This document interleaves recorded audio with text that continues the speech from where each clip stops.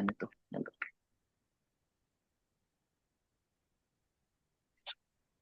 Okay. Wait lang po. Ayusin ko lang po. Okay, so, yun. Ready na po tayo. By the way, if there are any questions, you can just say it outright kung sakaling may mga tanong kayo later on habang tayo nagdi-discuss. So magandang gabi po sa ating lahat. Ako po si Pastor Eds. I've been a minister ever since I was in college, but hindi pa po ako nagiging license ng Assemblies of God.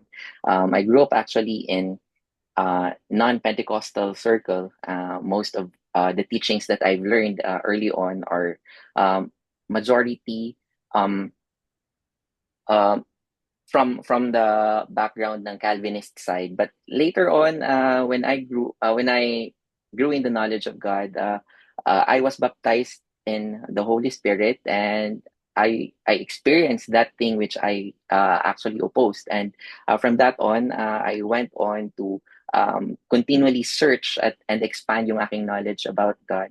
And you know, there are many wonderful things to learn about God. One of the things na aking natutunan sa APTS or aking na-realize sa APTS when I studied there is that um, the more you know about God, sometimes nung before ako nag-APTS, sabi ko, sa tingin ko, marami na akong alam tungkol sa Panginoon. Nung nandun na po ako sa APTS, the more I marveled and I saw the beauty of God, the more I become interested in it. And really, hindi mo lubusang may explain ang Panginoon in our own terms.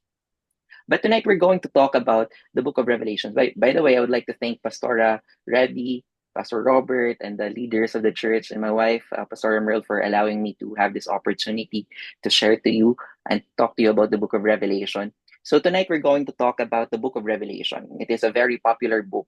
And by the way, it's Revelation, not Revelations. Wala pong S yun. Perhaps isa ito sa mga most mysterious, and it's hotly debated in the entire Bible, primarily because there are several conceptions, or should I say misconceptions, that most people have concerning this book. Isa sa mga stereotype na meron tayo or mga pananaw ng nakararami about this book is that this book contains several imageries, hidden symbols, hidden meanings, that once you decipher it or nabigyan mo ng pakahulugan yung mga words or yung mga symbols na ito, it will lead you to predict world events and end times. Katulad ng Da Vinci's Code. Sometimes we have that kind of stereotype dito sa book na to. Naalala ko nga nung ako po ay baby Christian, I was second year college, I think. I attended the youth camp. And the speaker preached about the book of Revelation, or the speaker preached from the book of Revelation, and he told us, alam nyo ba, malapit na ang end times, sabi niya. In fact, it is here. It is looming and it is just around the corner. Kaya kayo, magbago na kayo. Sabi niya, bumalik na kayo sa Panginoon. And he gave us interpretations of signs that are found in the book of Revelation. He told us things like yung four animals doon or creatures doon, they are actually the nations, the great nations like US and other European nations. What do the imageries of the four horsemen mean? What does the seven seal mean? What does the seven trumpet means? They are, sabi niya, they are actual events that are already happening in the present, or things that are about to happen in human history. Yun yung pagkakasabi niya sa amin. And in fact, yung dragon daw is China. Just look at their flag. Tingnan mo, dragon yung China.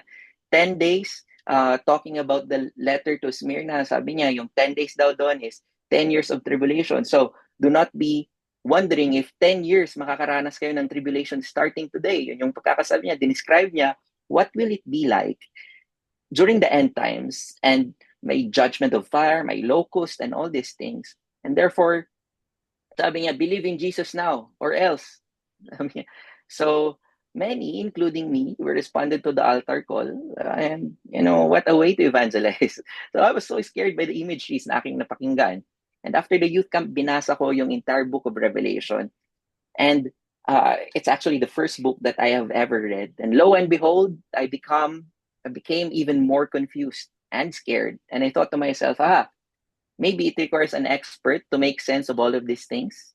And I think that reflects a second misconception that most people have concerning the book. Karamihan sa atin, we think it requires an expert just so we can make sense of what is happening in the entire Revelation. Or that we cannot possibly understand it because it is written in a style that is very inaccessible to us today. And truly, no, hindi naman lahat tayo familiar when it comes to apocalyptic literature. Ano nga ba yung apocalyptic literature? And actually, ito yung genre by which the book of Revelation has been written. It uses poetic symbols to relay God's message towards His people from a heavenly perspective.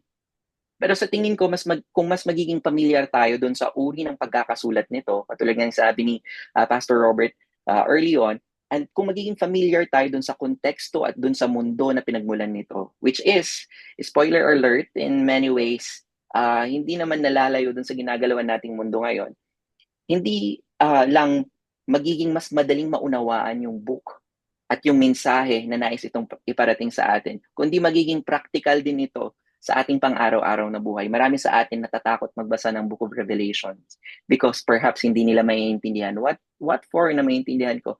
Nababasahin ko pa, hindi ko din naman maiintindihan. But don't you know, the Book of Revelation promises a blessing for those who read it, who shares it or preach it to others, and for those who keep the things that are embedded on it. Yun yung promise ng ating Panginoon. He revealed it through the Apostle John. But before that, here are some things na sinabi ng mga famous theologians. Sabi ni Richard Bauckham, he is a very popular and prominent Johannine scholar, expert siya sa Johannine literature, who is, by the way, the author, we presume the author of the book. There's only one John in the Bible, and since there are no Johns mentioned in the Bible, we look upon the internal evidence dun sa Bible na mayroon tayo. And so we believe that it is John the Apostle, the author of the Gospel, the author of the letters or the epistles, and the author of the Revelation are the same John.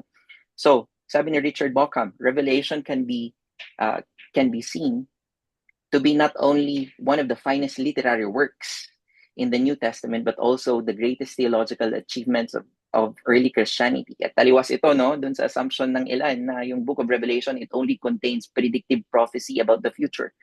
Revelation is actually a highly theological book, and it contains passages with high Christology in it. Later on, makikita natin. Next, ang pagkakasabi ng Luke Timothy Johnson, a very good writer, theologian. Few things in all literature have been obsessively read with such generally disastrous result as the Book of Revelation or Apocalypse.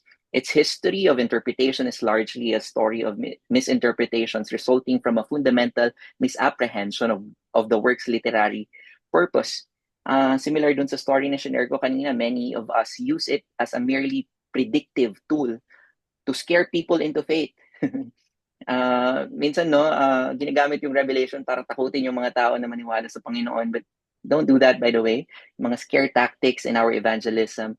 Huwag natin takutin yung mga tao papunta sa pananampalataya. Otherwise, their main motivation will be faith in order that they will escape wrath. Rather, and that actually is centered on self-preservation, tama? Rather than having faith that is centered on God's love demonstrated by Christ's sacrifice on the cross for us. Huwag nating itanim sa utak ng mga tao yung pagkakaroon ng pananampalatayang nakabatay lamang dun sa takot para sa sarili imbis na pananampalatayang nakasentro sa pag-ibig ng Diyos. Segue lang po, but I agree with Luke Timothy Johnson. Minsan nababaliwala yung literary form at purpose ng book para lang pumabor sa tsorya at yung kuro-kuro ng mga ilan. And this is funny. I find it amusing. Sabi ni G.K. Chesterton, though John saw many strange monsters in his vision, he saw no creature as wild as one of his own commentators. I just put that. Pastor Robert already discussed this early on, so we'll not dwell into this. But it is presumed, and of course, it is evident dun sa ating book that the recipients are the 7 churches in Asia Minor. So now let's talk about revelation. What is revelation? So the Greek word for revelation is apokalypsis, or apocalypsis, I should say, apocalypsis. At dito po nanggaling yung salitang apocalypse. Kung nabanggit yung salitang apocalypse po ngayon, no, sa konteksto natin, yung una nating may isip agad ay yung pagkagunaw ng mundo. Pero it's totally different in John's world. Apocalypsis is actually comprised of two words. Very similar as same case as most Greek words. They are comprised of two words. Apo means from or out of, and kalupsis means to cover. Para hindi kayo malito, siguro dito nang galing yung salitang kalub sa Ilocano. Joke lang po yun. Di ko alam kung nakakon yung jokes ko, but anyway, let's continue. Apo means from or out of. Kalupsis means cover. So if combined together, it actually means to uncover or to unveil or to reveal. It's totally different from what we thought it is. It is actually. Yung meaning pala ng apocalypse, hindi distraction or hindi rin end times. Ngayon, mahalagang makita natin yung implikasyon nito. When you uncover or unveil something, di po ba, yung bagay na i-uncover mo is something that's already existing. Tama? Hindi lamang ito nakikita, the problem is, hindi mo lamang ito nakikita ng kabuuan niya, yung kabuuang kagandahan at kabuuang kaluwalhatian nito, hindi mo lamang sa nakikita kasi nga, natatakpan pa. That is why it needs unveiling. At ganun yung experience ni John. The Lord Jesus Christ appeared to him in Patmos. He gave him initial visions and message to the 7 churches. And then sa chapter 4, he was transported on the heavenly realms. At ipinakita sa kanya from a divine perspective yung human affairs, kung anong nangyayari at mangyayari. And God gave him visions concerning the millennium and the coming of Christ. And at the end of it all, Christ being magnified forever and ever. Ngayon, may tanong ako, pinagkakupin dito sa baba. What needs an unveiling or revelation? Ano ba yung bagay na kailangan nating i-unveil? Any suggestions? Some would say future events. Kailangan bang i-unveil yung future events? How will the world end? The new creation, the new heaven, the new earth? Well, let's take a look at what the Bible says. Revelation 1, chapter 1, ang pagkakabanggit dito, ito yung revelation. Apocalypsus si Yesu Cristo, revelation of Jesus Christ. The unveiling or the uncovering of Jesus Christ. Ngayon, yung salitang revelation of Jesus Christ, it is often debated kung anong ibig sabihin ng of. Kasi it can be interpreted in two ways, subjective genitive at objective genitive. Para po hindi tayo malito, ganito po. Yung una, subjective genitive, yung revelation of Jesus Christ ay maaari pong si Jesus yung gumaganap ng aksyon ng pagre-reveal. Ibig sabihin, revelation that Jesus Christ makes.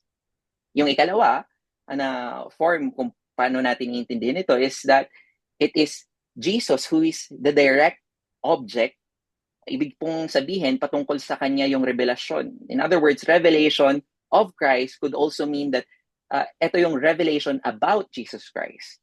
Nakuha po ba natin yung dilemma ng mga scholars? Yung mga scholars kung ano-anong pinagdedebatean. Yung meaning ng of, because it has a great implication dun sa ating Christology kung maintindihan natin ito ng lubusan. Ngayon, the scholars, majority of them, have agreed that both points are valid and both we can agree into.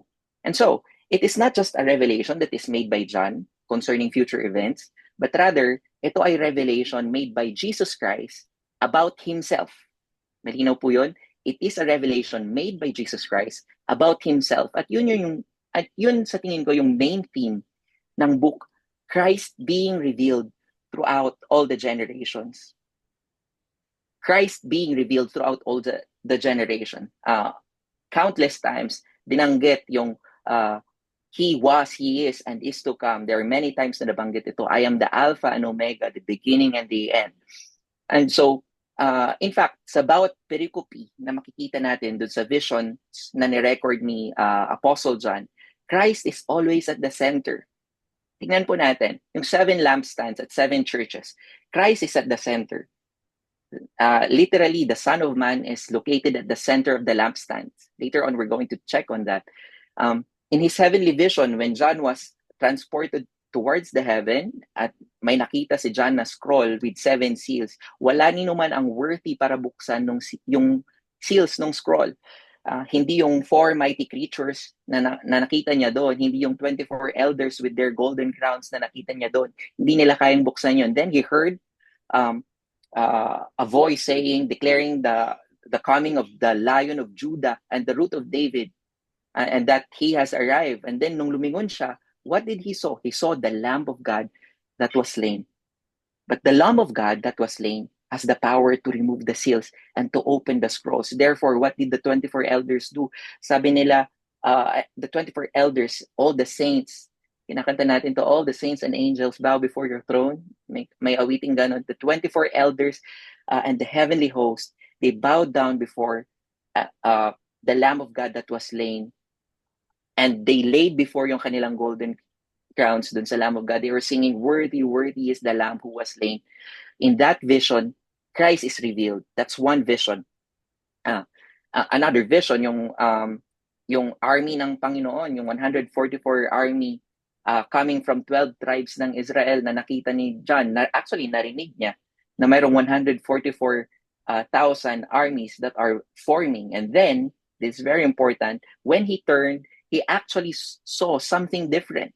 When he turned, nakita niya that the army of God is no longer comprised, does not only come from the 12 tribes of Israel, but rather it is comprised of people from every tongue, every nation, every tribe, and that in Jesus' name, every knee will bow and every tongue will confess that He is the Lord. Christ is revealed in there.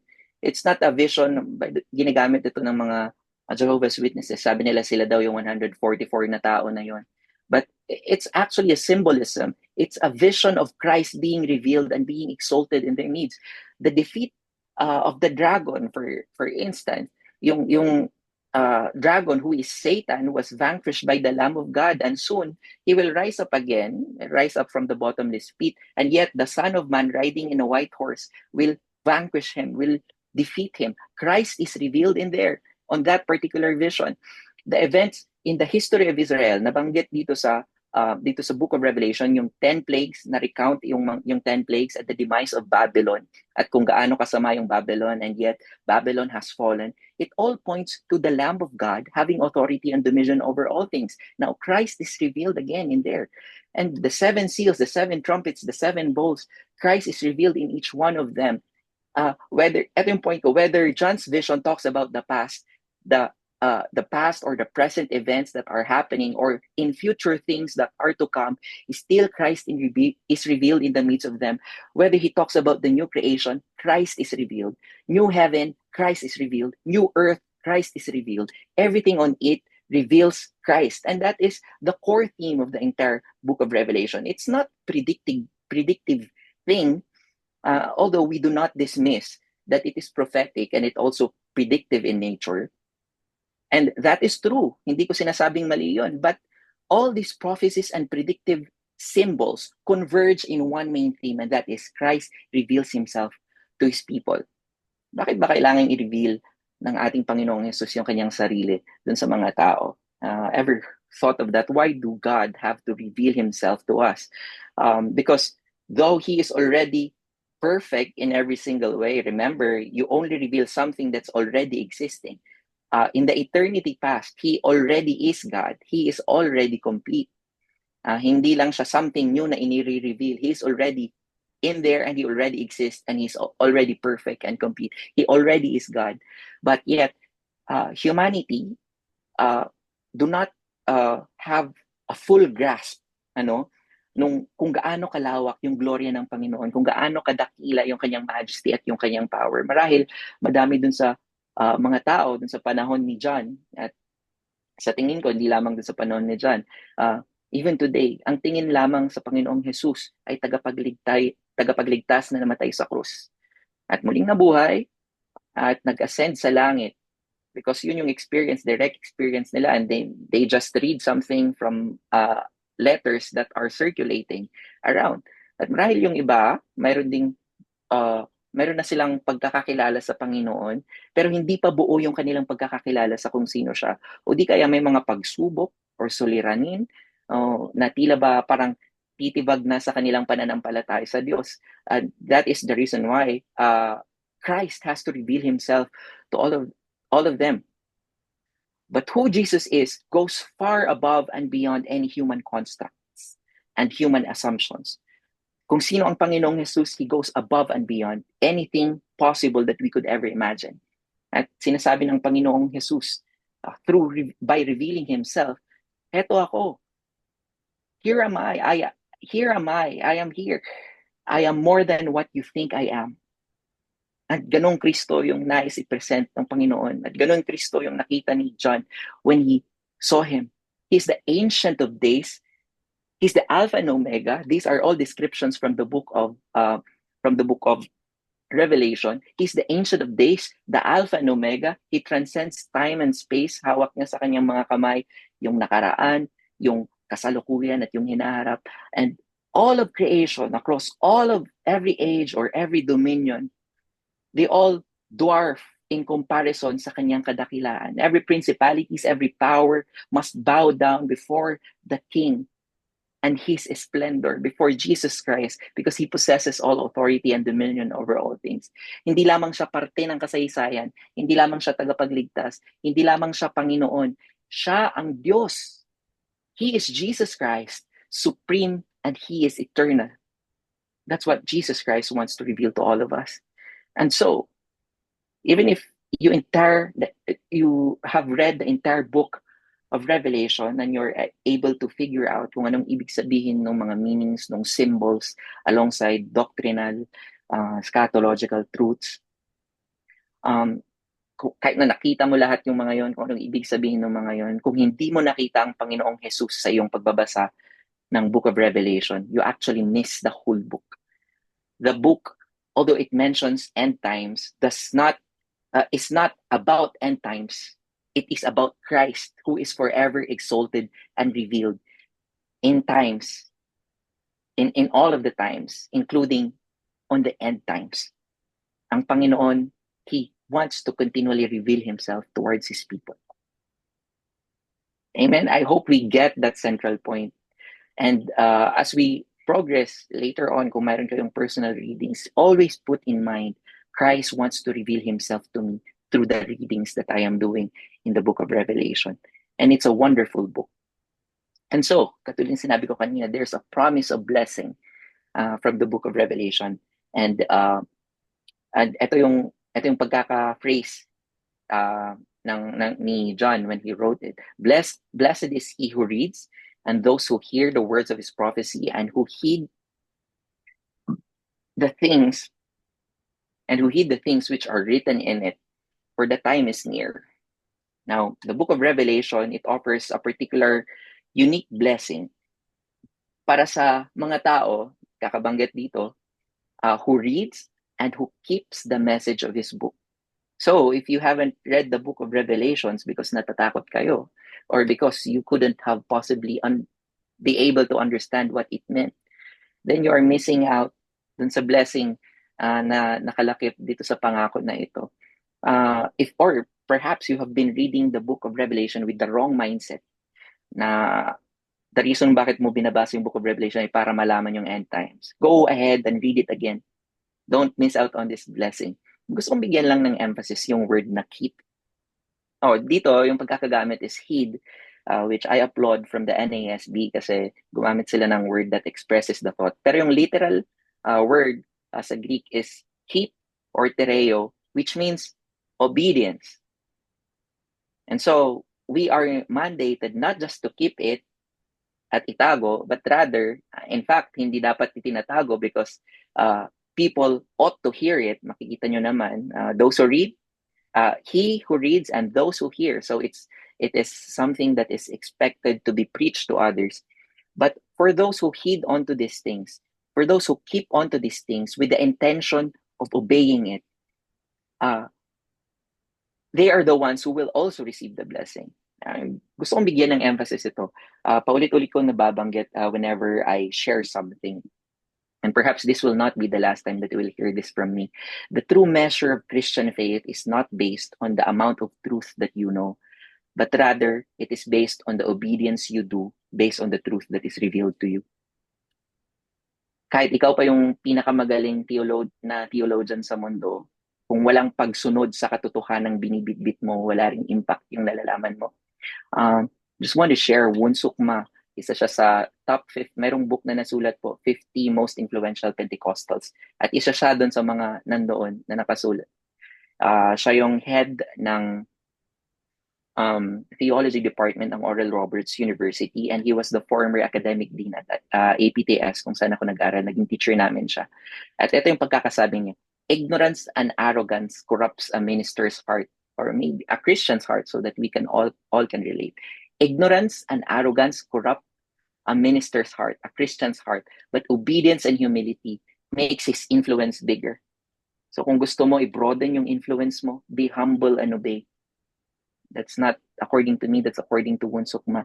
At alam niyo ba, when we had parang gathering on APTS, Wunsukma, top 50, he's a renowned scholar in Pentecostal circle, top 50 most influential Pentecostal leaders.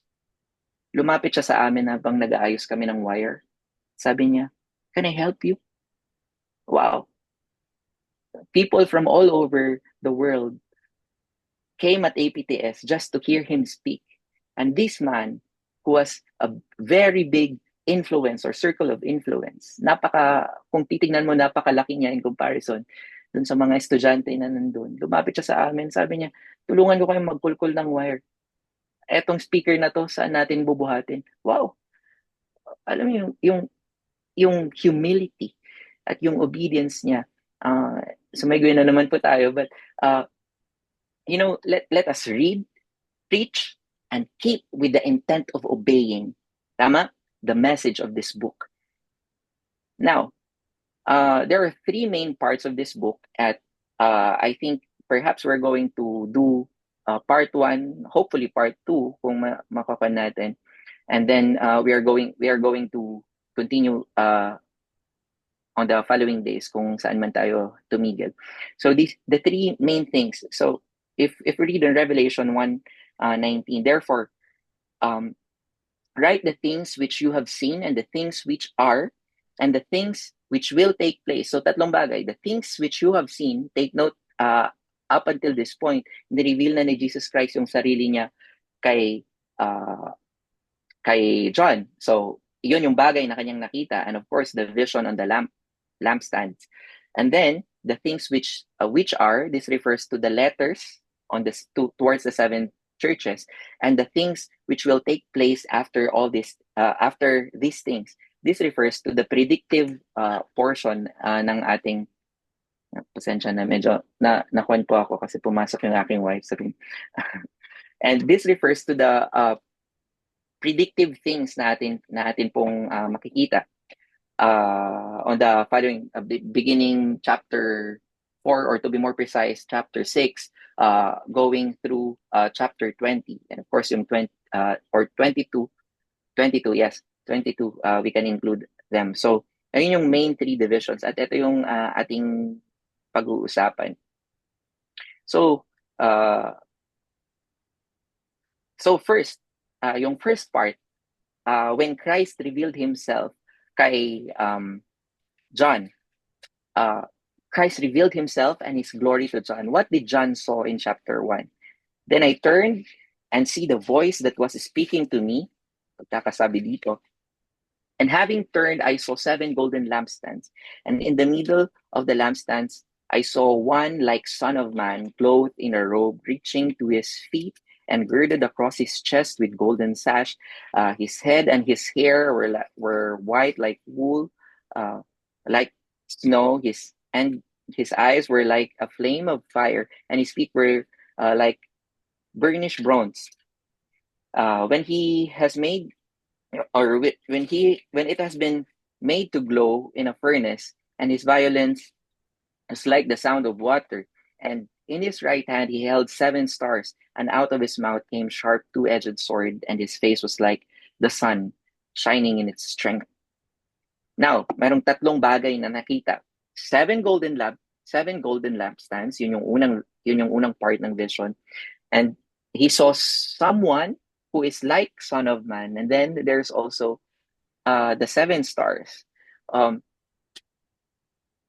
Una sa lahat, we talk about the lampstands. So this is an obvious reference. By the way, scholars agree that almost 70%, or more than perhaps 70%, that's the estimated, 70% of the book of Revelation alludes to the Old Testament. Therefore, hindi ka lang basta, in order for you to make sense of the imagery here, kailangan at least mayroon kang idea, at least ng Old Testament. Kasi doon nakabase, or why not the entire Bible, para makita natin ng buo yung entire vision or yung meaning ng mga passages. But even without that, even just as is, even if you are reading alone without any guidance, the Holy Spirit will guide you as you read, and the Holy Spirit will reveal Christ to you, and Christ Himself will reveal Himself to you as you read. So do not be afraid reading this.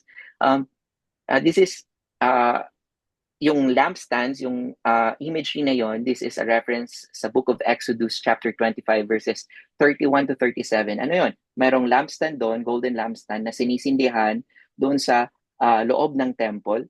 At mayroon yung isang lampstand na yon, mayroong 7 na lamps, oil lamps.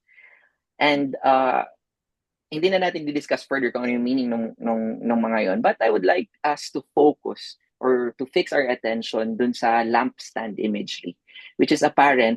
And alam mo yung, what is apparent na makikita natin is that the light does not come from the lampstand.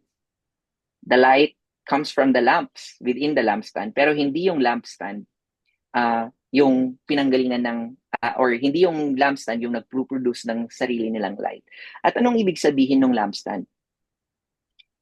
Yung lampstand, sinupply naman ni Jesus kung ano yung lampstand. Ibig sabihin ng 7 lampstands. 7 lampstands refer to the 7 churches of Asia Minor. Ito yung direct recipient na kakausapin ni John dun sa kanyang mga letters. At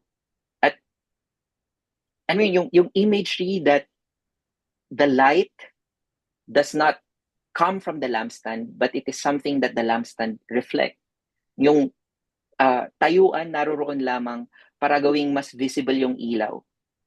And it fits nicely dun sa role ng church in giving out the light towards the nation. And that is, I think, the best representative. Therefore, the lampstands, they are really good pictures of the church at walang kapasidad. Ito yung realization ko, walang kapasidad ang simbahan na lumikha ng sarili nitong ilaw. We cannot create or manufacture our own light. Kaya lamang nitong gawin ay iangat yung ilaw na nire-reflect nito upang mas makita pa ng nakararami. At ganun yung role natin as a church. I would just like to give you a reflection. I was thinking about this the past few days. Today, we are very much pervaded by what we call manufacturer's mentality. Na sa tingin natin, kaya nating mag-produce ng something out of our own efforts, our own resources, our own ministries. And we think that, we can manufacture success. We think that we can manufacture changes among the people. We think we can manufacture love. We think we can manufacture holiness. We think we can manufacture understanding and patience towards others. But actually, in actuality, we cannot. We cannot manufacture truth. Itong mga bagay na nabanggit ko, these are what we may call infinite needs. And alam nyo, we cannot be the source of infinite need if we ourselves are finite creatures. Hindi tayo maaaring maging source ng walang hanggang pangangailangan kung tayo mismo ay mga nilalang na mayroong hangganan. Kasi tayo mauubusan. Because, tingnan natin, in reality, on the basis of God's standard, do you think you can manufacture love on the basis of God's standard? Do you think you can manufacture understanding? Do you think you can manufacture forgiveness? Do you think you can manufacture changes amongst the people? Do you think you can manufacture success?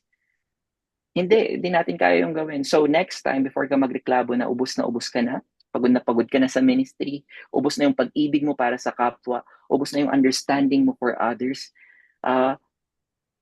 remember this. You don't even have to toil just so you can produce a heart that forgives and a heart that loves and a heart that understands. All you have to do is reflect that character which God has. It is not something that we produce. It is something that God channels through us towards others. And I think that's a wonderful thing or reflection na pwede nating i-consider in here. The lampstands do not produce their own light. God produces the light. God is the light of the world. God is the one who gives love. He gives everyone the capacity to love, which is why we can never run out of fire. We can never run out of love. We can never run out of light. If we see that God is the infinite source, we can still keep loving people even if they are not lovable, or even if they don't love us back, because we do not look towards the circumstances or dun sa mga maling bagay na ginawa nila, but rather nakatuon tayo dun sa pinagmulan ng pag-ibig na nire-reflect natin. Same is true for the church. We are lampstand. We are not light by our own. We are but mere means in order for others to experience light. So all the glory belongs to God alone. All the glory belongs to Christ alone, not the church. And we have heard many people say, these people are my disciples. This is my church. This is my ministry. Please let's not take ownership of everything that we do for Christ. When we do it because we are reflecting the light which God has already given towards us. Now, the second imagery that we can see here, the Son of Man. Now, kung i-consider natin to particular imagery na to, it is ano yung idea? Yung Son of Man is located or is found at the center or in the midst of the seven lampstand. Tama? Yun yung kanyang nakita. Yun yung nakita ni Apostle John. Nung lumingon siya, nakita niya muna yung lampstand, seven lampstand. And then, nakita niya yung Son of Man na nandun sa center ng lampstand. Madalas po pag nabanggit yung title na Son of Man, ng pagkakaintindi natin, it would represent the humanity of Jesus Christ. Na ito yung mark ng humility ng Panginoon because He took form ng human flesh. Sa tingin natin, yun yung ibig sabihin ng Son of Man. Well, at least most of us. But although it alludes to that in some ways, by direct implication, at kung titingnan really natin kung anong ibig sabihin ng title na Son of Man, it really means the other way around. This is actually a claim of divinity and authority that belongs only to Christ. Tignan natin, the Son of Man, sa Daniel 7:13 to 14. Ito yung first time na na-mention yung Son of Man in the Old Testament. I was watching in the night visions, and behold, one like the Son of Man, coming with the clouds of heaven. He came from the Ancient of Days. The Son of Man came to the Ancient of Days, and they brought him near before him. Then to him was given dominion and glory and the kingdom, and that all peoples and nations and languages should serve him. His dominion is an everlasting dominion which shall not pass away, and his kingdom is one which shall not be destroyed. Yun yung description sa title ng Son of Man. And so when Jesus uses the title Son of Man, the Son of Man is the Lord of Sabbath. He's not actually referring to his humanity per se, but he's actually referring to his eternal authority and his utmost dominion over all things. He's claiming deity through using this particular title, the Son of Man. Now, how did John describe this Son of Man? Pagkakasabi dito, his head and the hair were like wool, talks about purity, talks about wisdom. His eyes were like flame, talking about judgment. His feet were like fine brass, talks about the strength of God, because brass is actually one of the strongest metals in the ancient world.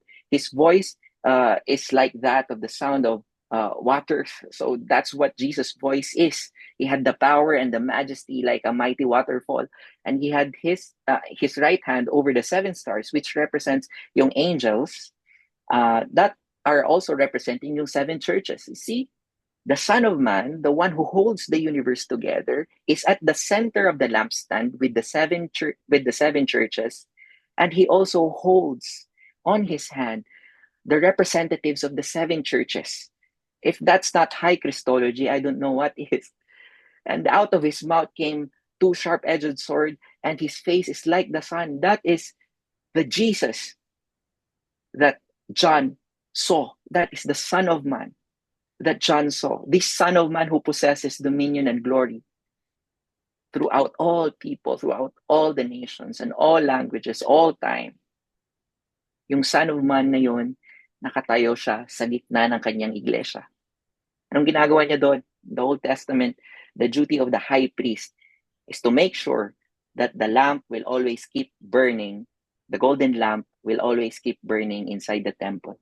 And Jesus Christ, our high priest, is also doing the same for us. Jesus, being at the center of the lampstand, he will keep the fire burning. He will not forget about the church. He is in the midst of every persecutions and trials that the church has. He will protect the church. The sovereign God will protect the church. Jesus, the Son of Man, the one who is in total dominion of everything on earth, he protects his church. And what a comfort it is, particularly for the early church who have been struggling and who have been undergoing several things. And after this, John would go on to give his letter to the 7 churches. But let us pause for a bit. I don't know if we still have time to discuss at least a little bit about the 7 churches. But nakita niyo what a spectacular vision it is. And na makita ang Panginoong Jesus in the fullness of his splendor. Marahil nakita niyo na ang Panginoong Jesus but not in his fullness of his splendor, the same way that John did. But what a spectacular vision it would be na makita rin natin ang Panginoong Jesus. Maraming Kristiyano, siguro nangangarap na sana magkaroon din sila ng vision katulad ni John. Sana may transport din ako sa heaven at makita rin yung spectacular vision na ito. But here's the good news. We can know the very same Jesus that John saw. Jesus Christ continually reveals himself to us. And that's the centerpiece of the entire book of Revelation. We can know his purity. We can know his eternal wisdom. We can know his judgment. We can know about his victory. We can know about his authority. We can know about his majesty, the way he would trample the forces that are soon to come after and would exalt him ultimately at the end of days. The Son of Man in all his glory can be made known by us intimately. At yun yung encouragement ko para sa ating lahat. Let us never stop knowing Jesus Christ.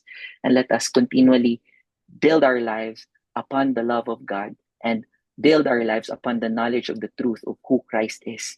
Because it is through which God would reveal himself towards us. Now, on the part 2, and I think we have already reached our time. It's 8:54. Reflecting. I would be very brief sana during this time. So maybe we can have that discussion madalian lamang on our next thing. But I hope you would understand me na naglinger ako on this main truth because most of us, we miss out on this eternal truth, very, very important truth. At nami-miss out natin yung essence ng Revelation. Kaya gusto kong bigyan ng emphasis yung bagay na ito. At ayun, I hope we have learned something. So the Son of Man is in the midst of the church and he's concerned about what the church is doing. He protects his church. He's concerned about his church. He's concerned about his people. He continually reveals himself to us throughout all generations. Ayun, so perhaps we're going to discuss these things on the next few days. If you have any questions or any reflections, kung meron man kayo, feel free. I intentionally made this not very theological, not very bombarded ng any informations, but I made it a little bit more reflective.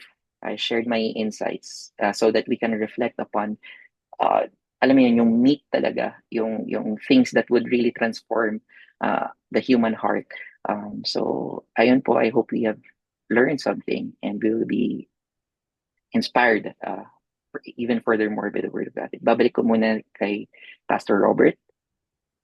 Thank you so much, Pastor Ed. So you see, talaga, if we really would not dig into the details, we see the majesty of Christ. So before we close this in prayer, can I open up? If you have questions on what was discussed, kung may mga reflections kayo, feel free to share it.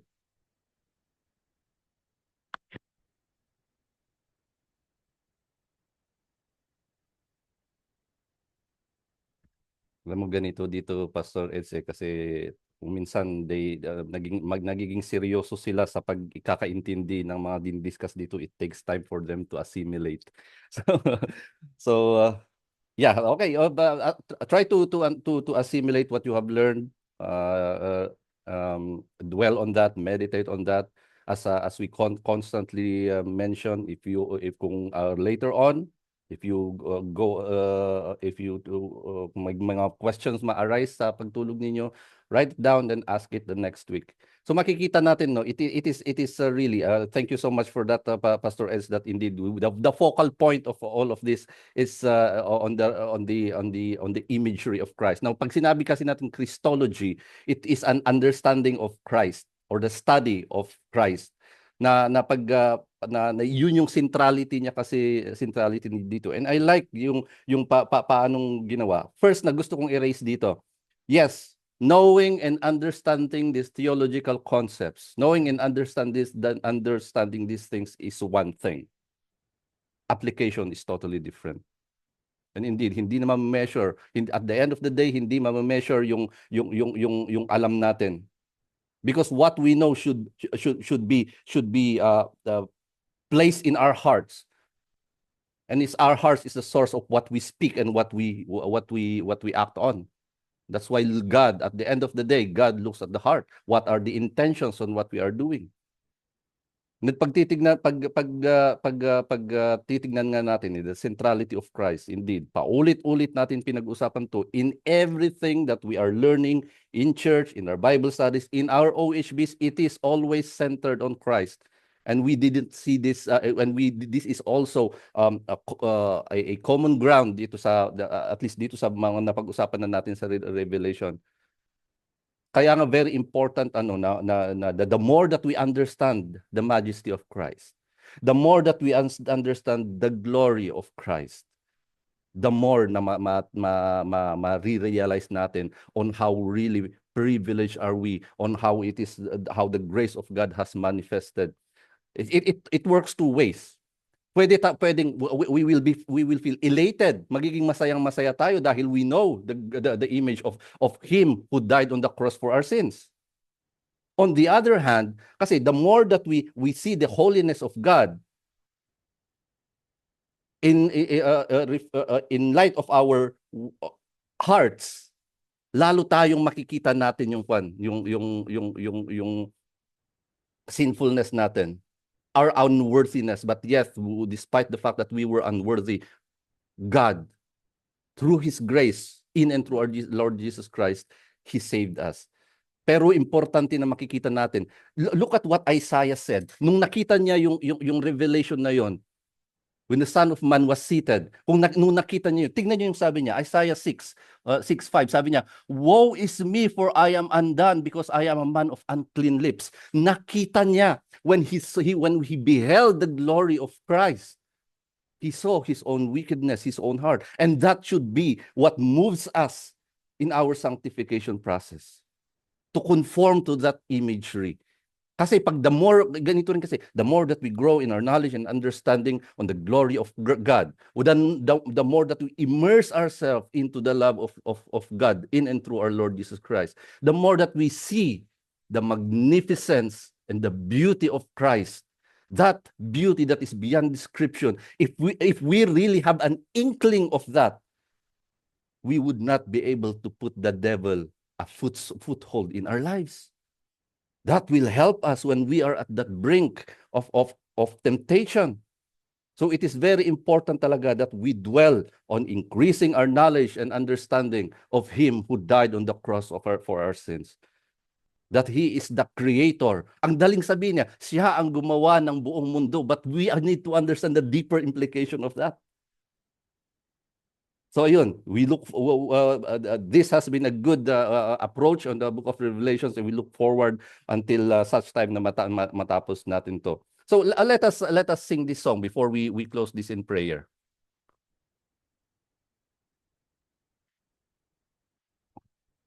Mahanap ko.